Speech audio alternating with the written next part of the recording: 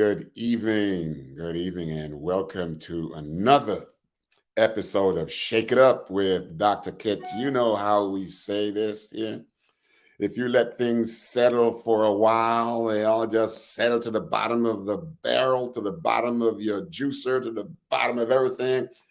And then they just become kind of just coagulate down there. And relationships are like that. So sometimes we just got to shake it up. When you shake things up, that's where growth and development and new inspiration takes place. Okay, so that's what we're all about here. So just welcome to the show, and you just tell somebody about shaking up if they feel that their relationship is at a place where it's kind of a stagnant. Tell them, hey, you just need to come online here every Monday at 6 p.m. Central Time to Shake Up with Dr. Kit. Like it, follow, share, and subscribe. You like that? Hey, that sounds good. Like it, follow, share, subscribe. Like it, follow, share, subscribe. I get a little bit crazy sometimes, but it just sounds good to ring. It sounds like a nice little, almost like words of a song. Like it, follow, share, and subscribe. So welcome. Listen, I'm by myself again this evening. The reason is over the last few sessions, we've had some questions, and I did not want to not answer those questions, because then when people send questions in, there are important issues that are close to their hearts. And one of the things that I do know about this, being in this business for so long, is that every question that somebody is asking, somebody else other than the asker, the questioner, is going through something very similar. So I'm going to do my best to answer the question, but also broaden it some way so that it's more inclusive of other people's experience or possibility of other people's experience. Okay. So that's what we're going to do this week again, so that I don't ignore people and say, well, let me ask these questions, but he didn't even answer the question. So why ask? Well, ask because I am going to answer the questions for you. Okay. So that's where we're at today. All right, so our question, we're going to take our first question on Shake It Up, Shake Up with Dr. Kit. And this is from Shiloh, from Augusta, Georgia. All those Georgia people, man, they got some questions for me. And let's just look at the question that they asked me. I think my fiance's best friend is a bad influence on him. I have tried talking to him about this, but it mostly ends up in an argument. How can I approach this issue in a manner that will help us to be more productive rather than fight all the time? And I'm going to add this in our relationship. Good question, Shiloh. Thank you for dropping that in on me. I think my fiance, best friend is a bad influence on me.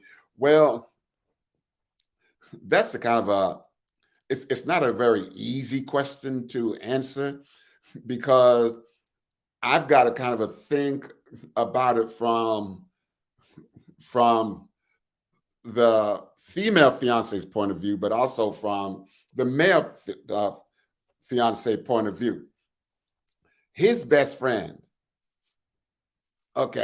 his best friend, is a bad influence on him. Now, let me say this.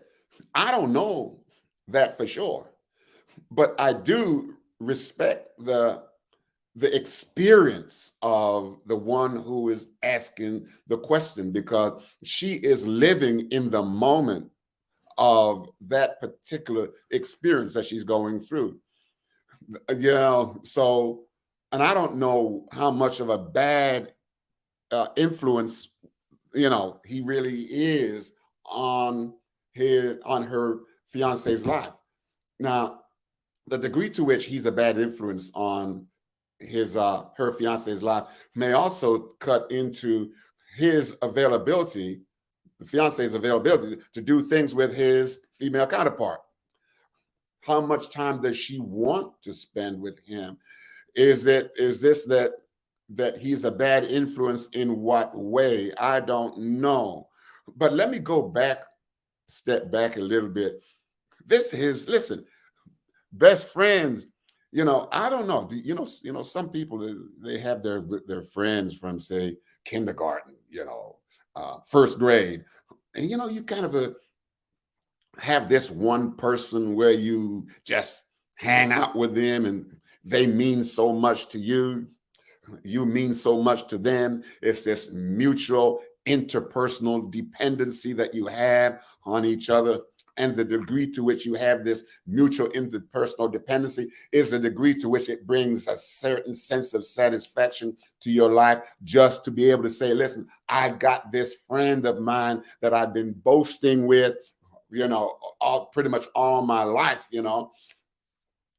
and that's not something you can say about a lot of things or a lot of people. So just to be able to have that person in your life, it adds credence to something and validation to who you are, that somebody want to hang out with you all that time. Now, so you've been together all this time, but some way, as you continue to grow in life, okay, even as best friends, and you kind of accept each other for who they are, okay, you can kind of grow apart from each other as you grow older. The essence of your life and the reality of who you are and your long-term goals, your short-term goals may change. Okay. And so we have to think about those things. What does it mean? What is it about her fiance that's making him stay with this person all this time? She sees him as a bad influence. He sees his friend as a good influence, because we don't know what they've been through throughout their lives together. Maybe nobody else has ever taken the time to validate him, to make him feel like he has some value, some credence to his life. You know what I'm saying? So you kind of hang on to those people that bring something to your life that other people may want to come in and take away. So he's saying, well, listen, it almost doesn't matter how bad this person is, as long as you don't cross the line and start doing things that are crazy. I don't want to give him up, because to give him up, to separate myself from him, may mean I'm separating myself from a part of myself that I enjoy, that comes by his presence in my life. So looking at it from that way, I can see that. But now let's go over to his fiance's side. How did she grow up? I mean, what is it about her that would make her say that he is a bad influence on him? Is he a bad influence on him? And we can't really blame the other friend for being a bad influence on him.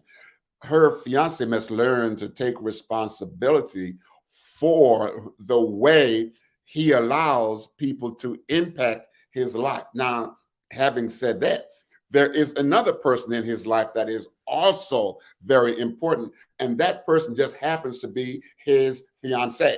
Now, to try to make sense out of how do we do our time sharing here? Do they, can these two buddies do things that would be wholesome to all three? Or maybe this buddy's got his fiance too, but that wasn't here, so I don't know that. But can they do things that are wholesome? Does he begin to listen to the need of his fiance, female fiance, to say, well, listen, when you do this, or when you're doing this with him, I think he's a bad influence on you. Now, what does that mean? It might mean, man. So we come back to, how available is he to her? Maybe he wants to be available to her, but there's something about her that will not allow her to engage in something like that. There might be something about what he is doing that reminds her of something that happened in her past, or I don't know, maybe even in her current life, that doesn't sit well with her, and his behavior might remind her of that. She may have other goals that she wants both of them to do. things that they want to get involved in. And so in order to do that, she need to have him more attentive to her needs. So it may not be necessarily say he's a bad influence. And I'm going to repeat myself and say, listen, maybe she just wants to have more of his time because of something about her that says when I get more of his time, I feel valued and I want to feel valued. So if I tell him, well, he's a bad influence, maybe he'll say, well, yeah, well, listen, I can't hang out with people who are bad influence on my fiance. Maybe that'll cut it off. And then that'll give him and her all the time in the world that she needs from him. So there are all kinds of ways to look at this. So I'm talking about this from a systemic point of view. So, I'm looking for a cause for her feeling this way, the reason for her feeling this way, the meaning of her feeling this way, and the function of he is a bad influence on him. All of these things I have to kind of take a look at, and I can't do this in 5 or 10 minutes, to take a look at in a very in-depth way so that I can be the best kind of information transmitter to whoever this person is or these persons are. And I'm sure that there are other people out there who are going through the same thing. I hear people say a lot of times, oh, so-and-so is a bad influence on this person. Well, the other person may not think so.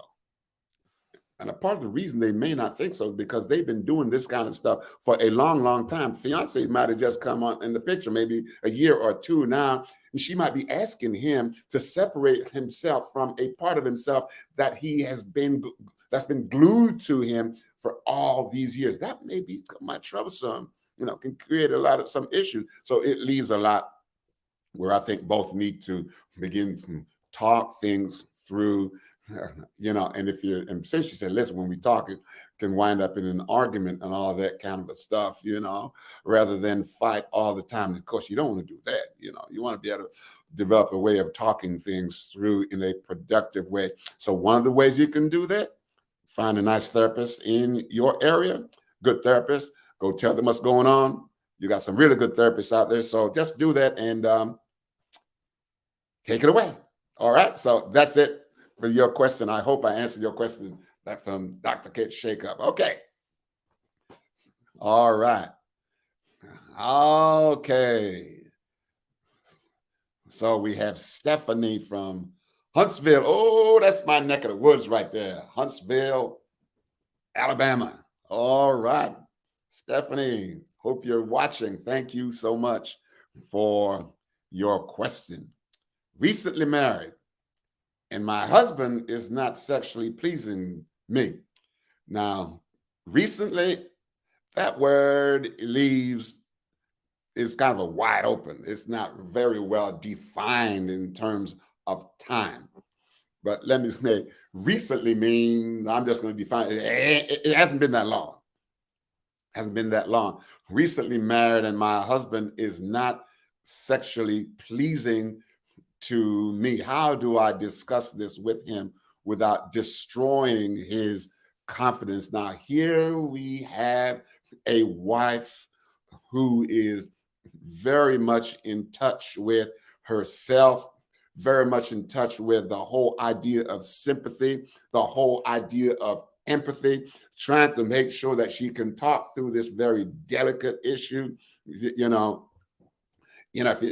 two of the most delicate issues to talk about, is money and sex, and so she wants to talk this thing through without creating a sense or an atmosphere of finger pointing or damaging, to his manhood, his credibility of who he is, because man place a lot of emphasis on their internal structure and their power, on their sexual prowess, their capacity to be very pleasing, mutually pleasing with their spouse. And we're living in a world now where it might just be their significant other. That is not a moralistic indictment on anybody. I'm just saying that I'm just being real. I am recently married. My husband is not sexually pleasing to me. She is taking responsibility right there. Listen, say, I am not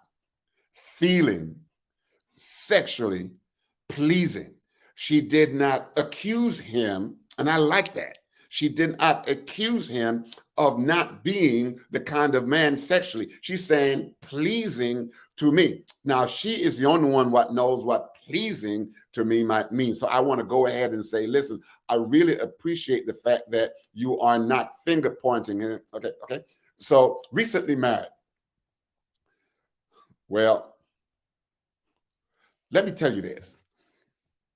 They say, scientists will tell you this, that an iceberg, about 20%, according to my reading, about 20% of the iceberg is above the water level.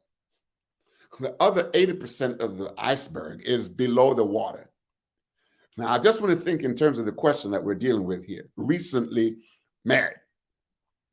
So we get married to people based on what we can see, what we can hear, how we can touch. We marry somebody because of all of those visuals, spatial, tactile kind of experiences that we have with each other.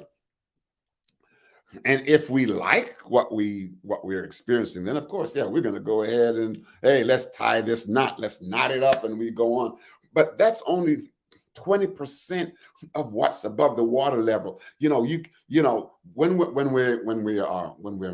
we're trying to create a relationship, we don't go scuba diving in relationships. We tend to say, hey, she looks good, he looks good, he's handsome, she's pretty, all this kind of stuff. We go that way. But the rest of this stuff, they're saying, listen, the reason why this iceberg can exist and stay like this is because there is just so much of the ice beneath the iceberg that keeps and stabilizes that which we can see. There is just so much more of people beneath their lives that you cannot see that keeps them stable. And and I know we want to put our best show on up top so people can see us.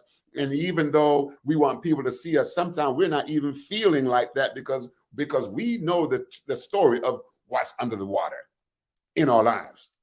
So we know that. So I'm saying this to say, listen, we may not always know everything about, our spouses, our husbands, or what. We may not always know that. Why? Because we got so caught up in the 20% that we can see, that we can experience above the water in this relationship. And we say, hey, listen, let's do it.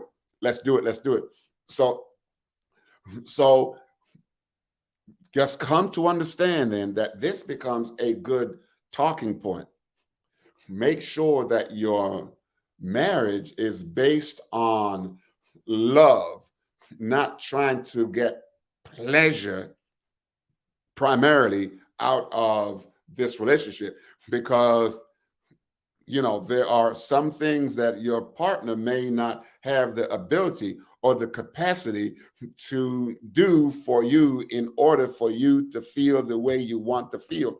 But if it's all about activities, then you would have missed the point of the merger in the marriage, and that is to develop and maintain a good quality relationship. And when you have that, there are other ways to be pleasing to each other sexually. And so you talk about those other ways that you can be sexually pleasing to each other so that you can get the end result, which is, hey, this feels good. Let's keep doing this thing as an expression of our love towards each other. But please make sure that equally as important to being pleased, is the development and the maintenance of the quality of your interpersonal relationship between both of y'all. Okay. When you have a good, strong interpersonal relationship, it will withstand a lot of things. It really will. It will withstand a whole lot of things when you have that. So make sure you don't have to necessarily do a deep dive, but be open to asking, what else? And please be open to tell each other about not just the social things, but the personal things about you, each other. that you know can get in the way of the activities that brings pleasure to each other. All right. So how do I discuss this with him without destroying his confidence? Don't go after him. Talk about yourself, what you want, and then ask. The question is, how else can I get what I would like out in terms of sexual pleasures?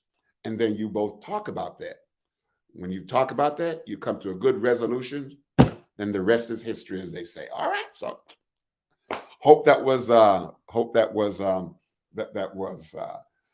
good for you. Hope that you understood that and that you can roll with that. Or as some of these young folks say, you can rock with that. See, yeah, you think I didn't know all that young folk stuff. Well, I do, because I have young children and I work with young kids too. Okay. My father-in-law, Nicole, Huntsville again. Oh, man, people in Huntsville are following. Keep it up, Huntsville. Yeah, yeah. All right. And other places too. Okay, yeah. My father-in-law and now my husband, as of recent, here's another recent marriage. Both struggle with alcohol abuse. My husband does not think that it is an issue and that he has control over it. I say it. How do I break this cycle to get him help and keep it from passing on to our children? Nicole, what an amazing question. You know, I'm doing a lot of work with families and marriages now, but for about 20 years, I did substance abuse. So I think I have a pretty good handle on substance abuse. My father-in-law and now my husband, which now becomes the son of the father-in-law, and Nicole is saying, how do I break that cycle? Because it passed down from father to son. And I don't know if that is necessarily a genetic response, passing it down like that. I think it's probably more than likely going to be, and this is where I'm going to err on this because this is the way I think about this, okay? It will probably be more of a socialization.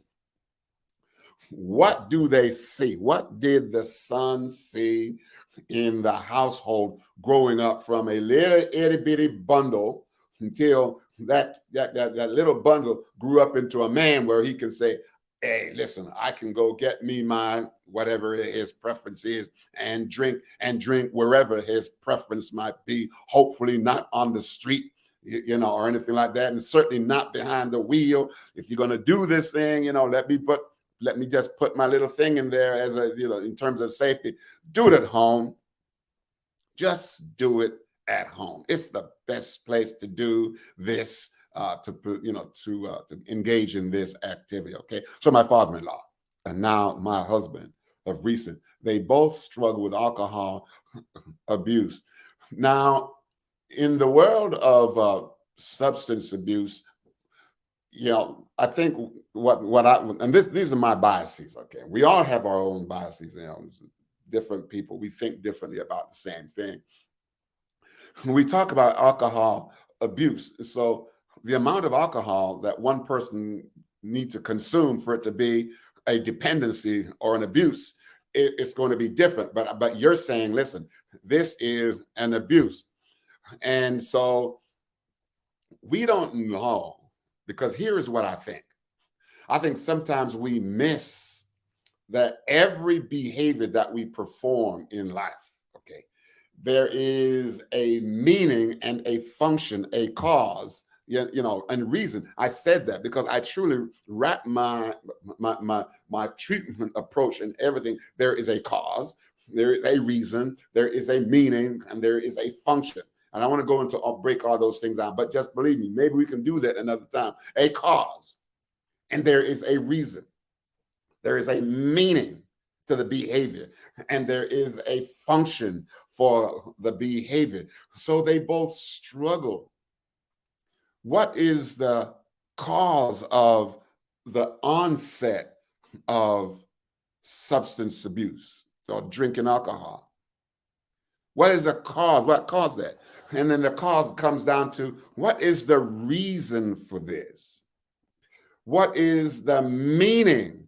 And then the function, we got to ask ourselves, pay attention to this thing about the function, because the function is saying, because of something that I'm going through, the alcohol function as this, and so based on my background in this, there's always some type of biopsychosocial pain that people are going through. And you know how pain is. You cannot feel another person's pain. But because of the way they deal with their pain, it can certainly have an impact on you, depending on how close the quality of the relationship is. If you're in a house like this, we're talking about a marriage. And so, yes, this person is drinking and is abusing alcohol. How much time does this person have to spend with his spouse? And if you have children, how much time does he have to spend with his children? If he's drinking, what is he trying to hide? What pain is he going through that he's using alcohol as a means of anesthetizing himself? All of these various drugs. And by the way, because alcohol is a mood altering substance, it is a drug like any other drug. And so when people talk about drug and alcohol, they're just being redundant. Alcohol is a drug, and it is a legal drug for a lot of reasons that are, there's money in this legal drug. And they're going the same way now too with marijuana too, but it is a legal drug because it alters your capacity to function, to be physically stable, and to be cognitively astute. And so these things check your emotions. So a lot of people maybe say, listen, I had something that happened to me that is so devastating that the way that I can handle this thing without being destructive to the self, destructive to other people, or destructive to things, is I'm going to use this anesthesia to kind of bring my pain threshold or my pain experience under some kind of a control. So that is the function of that. And the reason is I don't need to feel this pain because I can't handle this pain. Okay. So we just need to kind of understand that. So when people abuse alcohol, it's not to deal with their true hurt feeling, but it is, we do know what hurt feelings is, because everybody's hurt feelings is, if they're going through it, then it's true. It may not be true to you, but how do you know what somebody else's truth is? Why? Because a person's truth is not something that you can go and find in a book. It is an experience. How am I experiencing myself? We don't know that. We don't have the capacity to enter that part of a person's experience, a person's life. It is a sanctum, that we can't get into. So they're struggling with something. And if you can come to know what they're struggling with, and sometimes they don't want to tell you what they're struggling with. And here is part of the reason they don't want to tell you what they're struggling with, is because in order for them to tell you what they're struggling with, they must bring it into their consciousness. And the reason they are struggling with it is to keep it out of their consciousness, because when it's here, it is so painful. So for them to talk about it means that they don't want to talk about it, because then they got to get a hold of the nowness of the pain, like as it is, like right now. So while we might be in a hurry to help them to get over this thing, it may not be that way for them. And I'm going to say something here. One person told me some time ago, well, that they did this, and they gave me the reason. And they said that it basically stopped them from doing other crazy things. Well, it may be true. It may be just an excuse for wanting to do more of that. But then, while they are steeped in trying to nurse their pain, so they say, you know, it gets in the way of other relationships, because drinking is an intra within the self relationship, but it gets in the way of the interpersonal relationship. You hear this all the time, from me when we're dealing with marriages and relationships. I cannot talk about that without talking about those two. It gets in the way of those two things. And when it gets in the way of that, it means that there is going to be a certain amount of unavailability and predictability in the quality of the nurturing component of the relationship, especially in this. Okay, my husband does not think it is so, and if he won't think it's so, because, like I said, if he thinks it's an abusive issue, he's abusing that, then he's going to have to say, well, what do people out there in the big land think about people who are abusive to alcohol? They're nothing but, they're alcoholics. And here we go again. Be careful how we label people. Because when we label people as drug addicts and crackheads and alcoholics and all that kind of stuff, when we approach them, we talk about them in a very negative, pejorative way. Say, well, listen, that old drunk over there? Well, that's a behavior. The person is drunk because of a behavior. But what do you know about the person who is drinking to escape from something? And so he doesn't think so. That's an issue that he has. He doesn't have any control over it, but he does have control over it. What he does not have control over is, or may not have control over, might be his experience of himself. So how do I break the cycle? You just, a couple of things. Talk about it. Try to find out the reason, the cause, the reason, the meaning, and the function of this. Talk to it about it. Try to help him to know that there is a difference between him drinking and the person who drinks and the person behind the behavior of drinking. And this is what I think a lot of people have difficulty seeing seeing that, man, this person's behavior is just one part. What do I know about the who of the person? You like pizza? There's something about the who of you why you like pizza. You like hamburgers? There's something about the who of you why you like hamburgers. If I don't like hamburgers, then there's another who of me that's saying, I don't do that. Well, that's kind of some of the ways. Okay. Now, I'm not getting into the clinical stuff because that's not what I'm here for. So what I'm saying here is talk. Try to understand your husband. There might be some things that he is dealing with that he don't want to talk about, but he's acting it out. You cannot not act these things out, okay?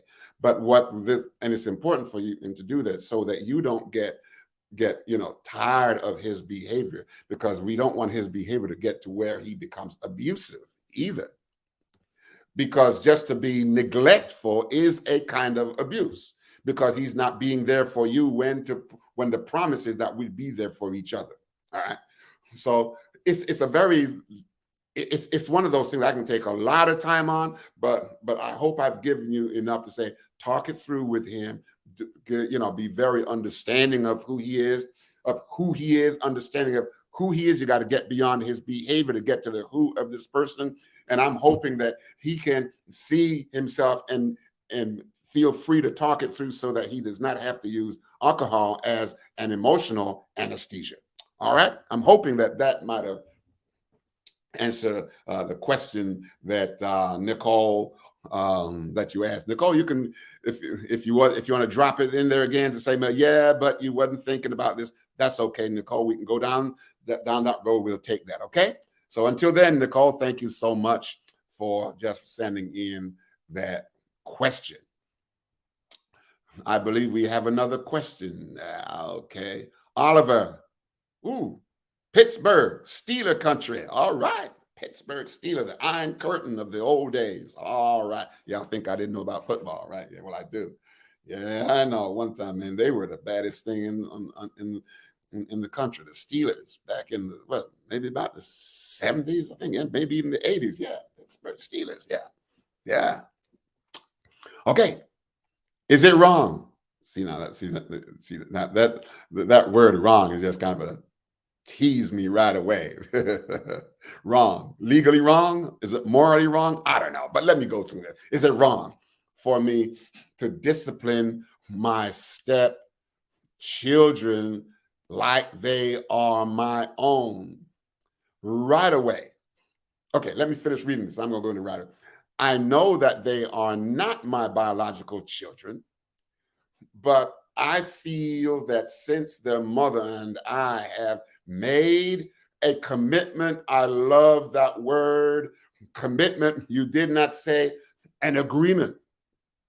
But when you are committed to something, it's more than agreeing to do something. You can agree to do something and then kind of a disagree and just go off in different tangents. But when you are committed, a commitment is something that comes like that deep in the soul, like here, I am committed. It's hard for you to separate yourself from a commitment. I have made a commitment that it is my obligation to not only love them, oh yeah, but to discipline them. She does not agree. But I feel that since their mother and I have made a commitment, that it is my obligation. So what does this commitment look like? I'm not sure.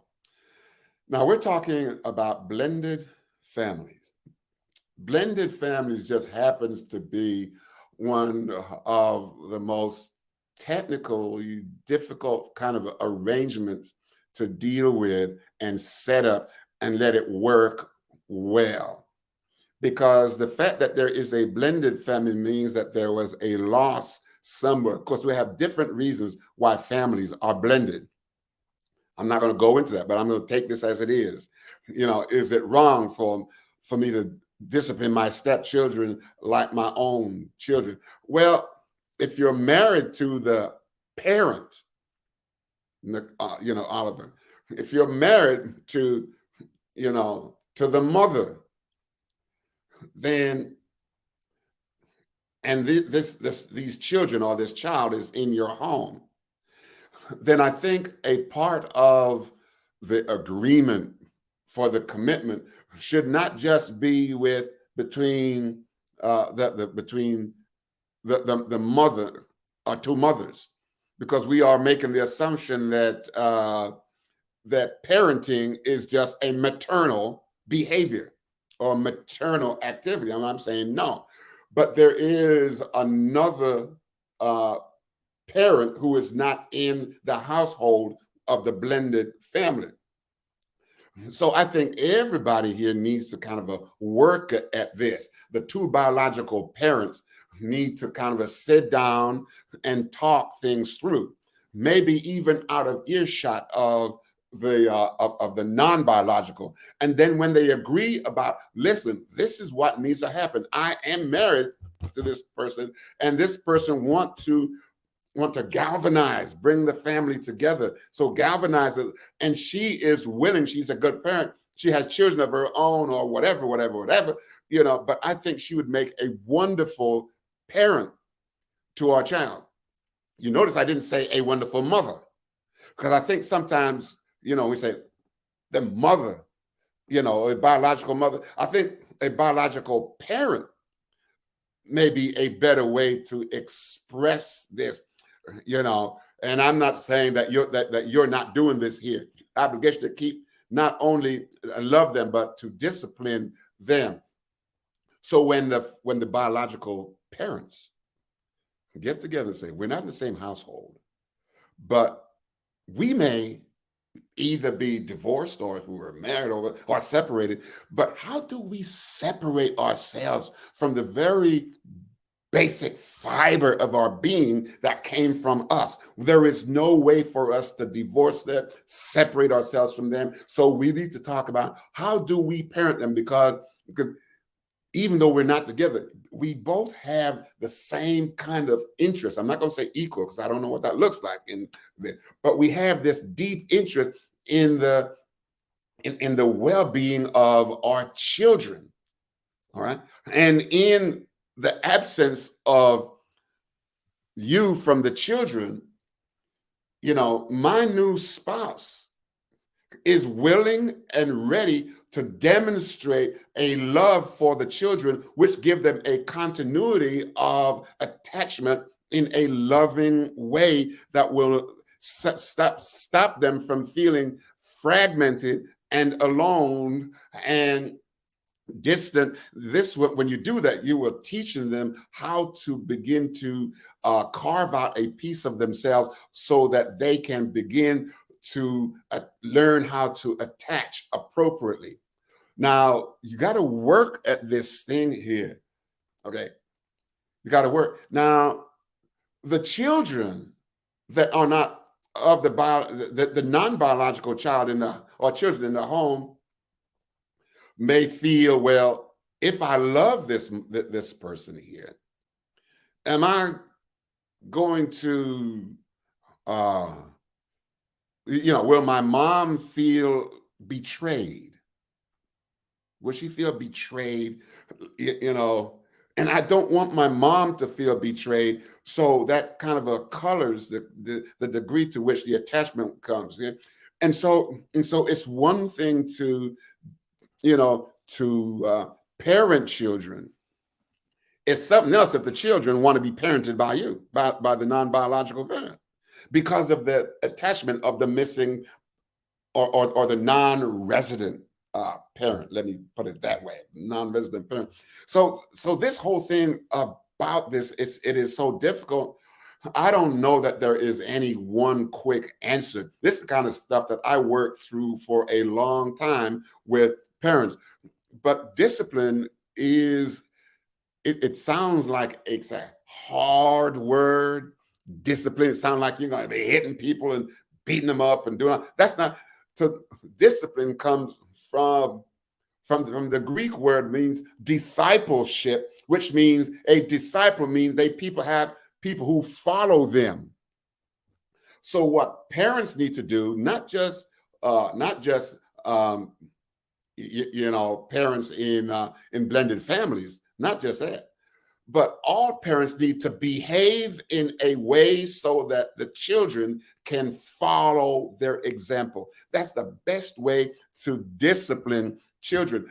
But I'm going to say this, that blended family come with so many intricacies. It comes with so many intricacies that in order to answer this question, I would have to know what are the specific nuances that's going on in this particular family structure and deal with it that way. But from an umbrella point of view, I will say that all the parents need to be on board, and then the biological parents tell the children, listen, when you're over here, this is what happens. When you're over with me, this is what happens. And we need to have continuity when the children visit from one home to the other, and so that it can work well. And the parents at no level should be talking bad about each other. As a matter of fact, the mother or the absent parent, okay, should have the greatest confidence in the non-biological parent that she or he will take care of that child like it was their very own and will not allow any hurt, harm, or danger to come. And when you have that kind of belief and feeling, it makes you go to bed and sleep well, even when your children is in another home. And that is so important. This stuff here, this is an amazing question that we could just be talking for a lot of time, but know that in order for me to kind of give a kind of a better response, I would have to know, and anybody who's going to do this stuff would have to know what are the nuances about this, because no two blended families are the same. It doesn't matter. Living, they blended family. Okay, so it's not like that. All right. So we're doing the shake up with Dr. Kit here. To consider for future show, please get me with my team at drkitspeaks at gmail.com. drkitspeaks at gmail.com. Okay, to be considered for a future show, and we'd love to have you come on. I don't just want your questions. I know some people have a little bit of about coming on here. Think you're going to be talking about your business. Now, I'm not going to go any deeper than what you're willing to go. And so you just talk and consider it, your contribution to yourself and to other people, so to be considered, please come on the show with me. It is a safe place, and there's no exposure of anything on here. I'm not going to ask any crazy questions. Like I said, I will not take you anywhere you're not willing to go. Okay, so let that be a part of the guiding light that will help you to say, hey, listen, I can go on this show and talk this thing out. Why? Because I have something I'd like to contribute to society and to other people that are going through things that are close to what I'm talking about. Okay. All right. So listen, I think that I'm going to close it down. I think those are 3 good questions.